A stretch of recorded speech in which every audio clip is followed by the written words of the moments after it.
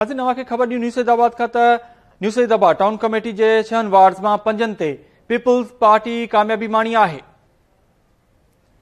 अवांखे अहम ख़बर ॾियूं त न्यूज़ हैदराबाद टाउन कमेटी जे 6 वार्ड्स मां 5 ते पीपल्स पार्टी कामयाबी माणी आहे। हिक सीट GDA जे हिस्से में आई आहे।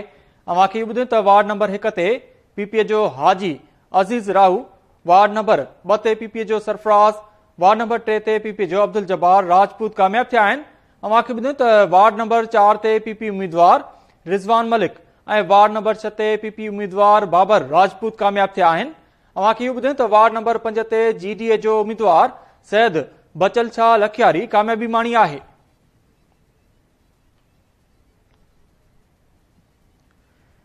न्यूज़ हैदराबाद टाउन कमेटी जे 6 वार्ड्स मां 5 ते पीपल्स पार्टी कामयाबी माणी आहे।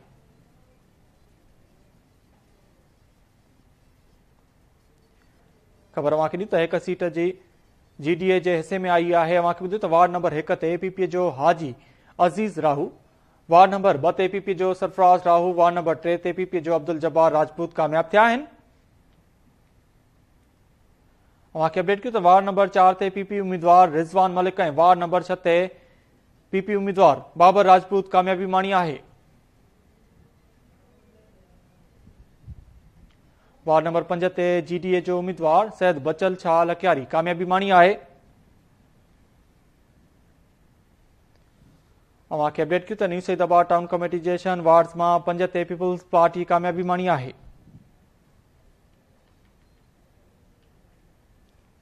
वार्ड नंबर 1 ते PPA जो हाजी अज़ीज़ राहू, वार्ड नंबर 2 ते PPA जो सरफराज राहू, वार्ड नंबर 3 ते PPA जो अब्दुल जब्बार राजपूत कामयाब थिया आहिनि।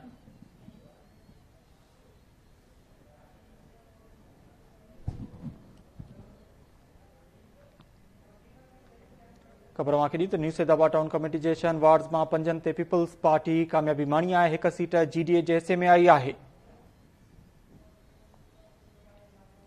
इन हवाले सां वधीक तफ़सीलनि लाइ असां सां लाइन ते मौजूदु आहे KT न्यूज़ जो रिपोर्टर अब्दुल कादिर लाखो। जी अब्दुल कादिर, तफ़सील ॾिजो।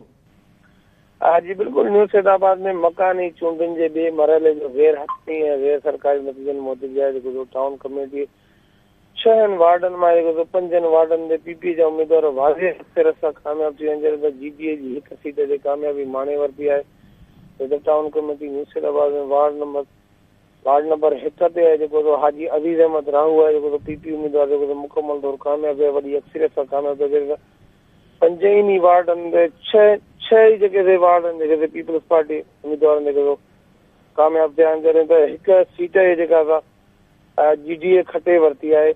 ऐं जॾहिं त 2 PP उम्मीदवार जेके सरफराज अहमद राहू, वार्ड नंबर 3 ते जेको आहे उम्मीदवार अब्दुल जब्बार राजपूत आहे, वार्ड नंबर 4 ते आहे जेको उम्मीदवार रिज़वान मलिक आहे, त वार्ड नंबर 6 ते आहे उम्मीदवार।